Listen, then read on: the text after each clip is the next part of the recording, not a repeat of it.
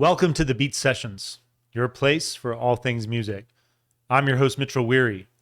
Let's talk about Von Willard and their self-titled debut record. They released that on June 13th. I'm thrilled to talk about this project, and I want to lead this review off by thanking the members of the band for sending me some wax, and also to lead singer Chris Armstrong for joining me on the channel the other night. We had a great conversation, and then we streamed this record live, which is the first time I've ever done anything like that. I think overall it went pretty well. Got a few hiccups that I need to work out, but looking forward to doing more of that. And for the moment, it's actually the only way to check this record out unless you contact the band directly to reserve a copy. Chris informed me that there are only 275 of these records that they pressed, so I will drop the band's contact information for those of you who check some of this out and find yourselves intrigued to hear it in a better sound quality that it deserves. The band consists of Chris Armstrong, who shares bass, guitar, and songwriting duties with Chris Carbone. And then there's Greg Gibson on the skins holding this thing together. Really enjoyed his performance on this record.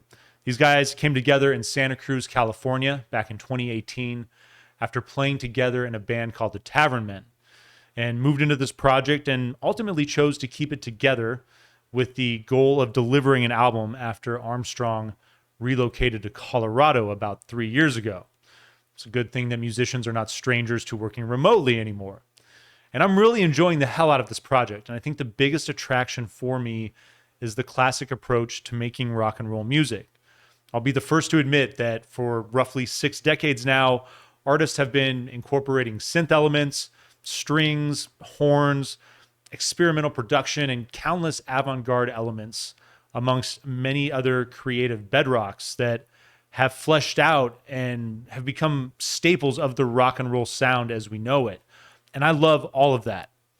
But there's something that's just so carnal and brazen about facing down a rock and roll project with nothing but the basics that I love: guitar, bass, drums, and vocals. And it just gets me. It's why this album just hits all the feels. And Chris is doing an excellent job of blending numerous rock sounds on a run of songs that function it's like a comprehensive guide for what the genre has been and for what it can be.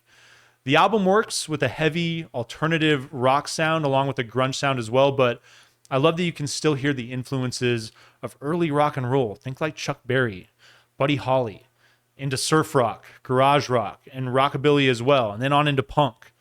There's lots of grinding lead guitar work and choice solos that are complemented by rhythm guitars that are at times big and sludgy, and at other times are just hard, fast, and in your face. And all these sounds are boosted by chugging bass riffs that ride along with groovy percussion. And what I love is that I feel like these components really come to life when the guys employ those stripped down early rock and roll aesthetics.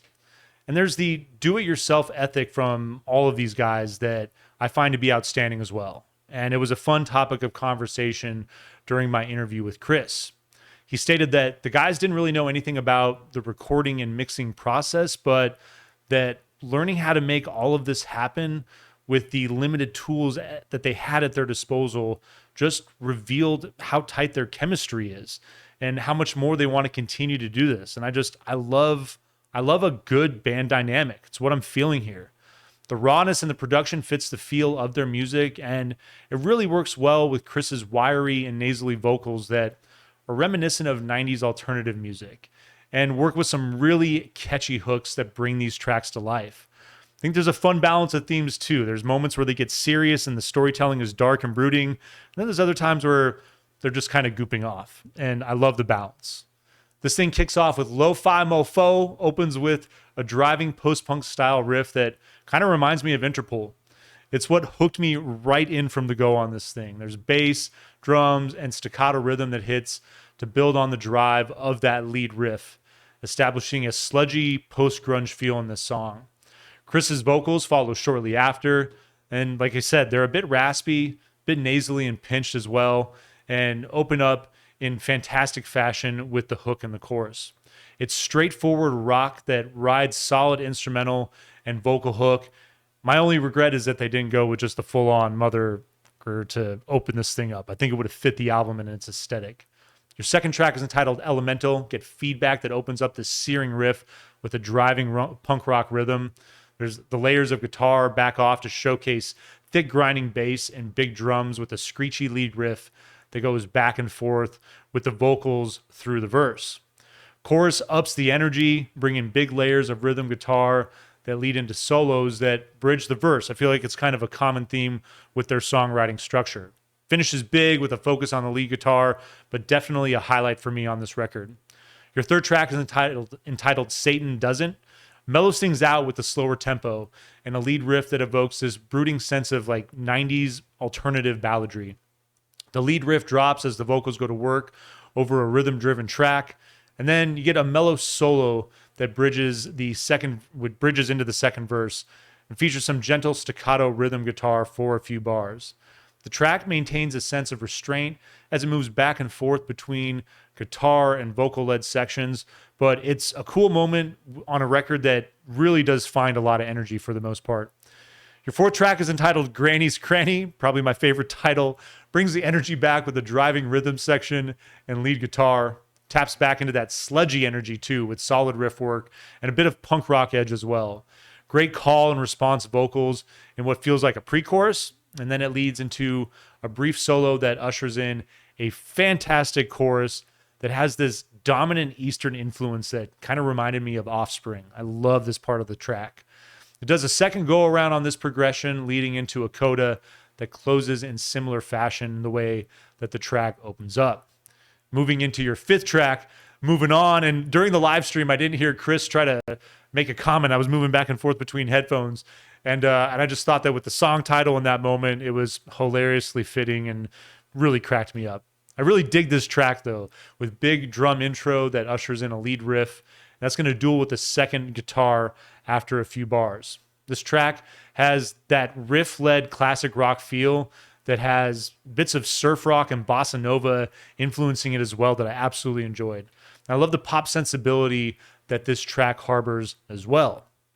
Your sixth track is called Tiny Giants. Opens with a swirling fade in on violent wind that shifts abruptly to a big drum action from Greg and a muted guitar riff.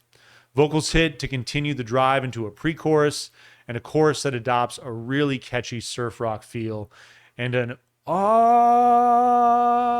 vocal hook. I really love that point. Bass riff becomes more prominent in the second verse as the track builds in a finish with grinding guitar work. And then your A-side closer is entitled Boombox. You got this loose riff that crashes in with this kind of staccato play on a handful of notes before the track really goes to work with punk flair and, again, an enjoyable pop sensibility. I feel like it's also something they do very well. This is one of a great example of the variations in texture throughout the record as well. There's portions on the track where the lead riff plays over additional rhythm guitar. There's just lots of sound, lots of texture there. And there's others where you're hearing the lead work over just bass and drums.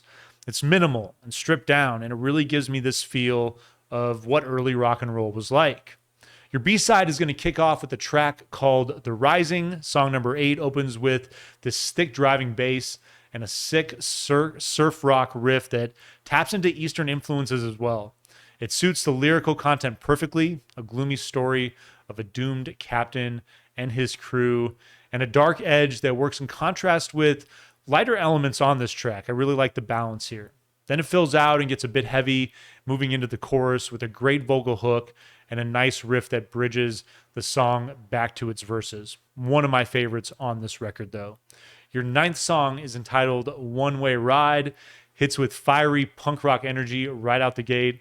And I love the way that the rhythm guitar plays with space in the verses, building into the drive of the chorus that features an infectiously catchy pop hook and another great riff. The song is going to shift into a bridge that showcases some more fun guitar play before moving into one last turn on the chorus. Your 10th track is entitled The Feast, and it's going to keep that punk rock feel going. I feel like it kind of dominates the first part of this B-side. Another great lead riff to open on this track. It has just a touch of surf rock to add to its appeal as well. There's another great riff that bridges the verses and basically functions as the song's hook. I enjoyed this kind of like play and structure. Plays with slight variations as well, and I just love the way that it shifts into a mean little solo on the second go around of the song structure. Your 11th track is entitled Brown Turtleneck Sweater. This one takes the edge off a bit with this kind of classic 90s alternative appeal in the opening riff and a homage to an enduring article of clothing that could be interpreted innocuously or, like feel free to let your dirty little mind wander with the references that could go along with this track title. But anyway, you get a lead riff and rhythm that join the affair after a few bars. The song shifts into instrumental territory with a twinkly lead around the halfway point and then returns to the minimalism of the opening to finish off. Your penultimate track, your 12th song, is entitled EAP. Back to that hard rocking punk energy that much of this album carries. More of a simpler track, but it's solid and I love it. I love the double tap on the snare that Greg is working with at times on this one. There's a great lead riff with sharp tone that plays in and out of the track as it progresses. I really love just the overall hook and feel of it. And then your final track, your 13th song, is entitled Soul Retrieval Machine, going mellow to close things out, as this one opens with mid-tempo drums and a simple staccato guitar riff that shifts into this twinkly arpeggiation. The guitar reverts to that staccato rhythm once the vocals enter, and I really dig the harmonization that works through the verses as the track, it trades off between vocals and lead guitar and what is dominating. And those harmonies continue to develop further in the third verse as the song leads into a brief instrumental coda to finish things off. Really a fun effort, and I applaud these guys for everything that they've done while kind of navigating new territory. It is far from perfect, but it's one of those records that really has got me looking forward to what they bring next as far as playing with song structure, from the possibility of incorporating other instruments into their work, the advancements in production as they learn to navigate their software more. And I feel like the most exciting thing about a record like this is that through the years, through the decades, culturally we hit tipping points, and I feel like we've been inundated with so much electronic music in the last decade and a half or so, coming off of the early phase of rock. And then I feel like there was a point maybe before we got into the 80s where rock was experimental. There was a lot going on that felt very proggy, but still felt tied to the origins of the genre as far as, using the guitars, the bass, the drums, keeping it simple. But then you have the grunge phase. And then I feel like the garage rock that sort of took over in the early to mid 2000s, kind of through that decade. I feel like this album and music in general is marking this shift, this phase that we go through. It feels like about every 20 years with rock and roll always coming back to life. And again, there's something that's just so visceral and organic about a group of people standing up on stage, not messing around with computers, not doing too much to modulate things, just getting up there with the tools that they have, maybe using a few pedals, maybe using a keyboard here and there, but just keeping it simple, keeping it raw, and keeping it real. And it's what I love about this band, and really look forward to more of their work down the road. I'm going to give this thing a 7.5 out of 10. And I really hope that you guys enjoy checking out this record. I hope you find this review helpful as well. Already going to vinyl please it. Obviously, there it is. It's in the bag. It's on the shelf. And if you want to reserve your copy, like I said, I will drop their email with this review, and you can send a request along to reserve one of these copies. But please like, share, subscribe, do all the things to help me blow this project up in 2025. And stay tuned throughout the week for more album reviews. We will see you next time on the Beats Sessions.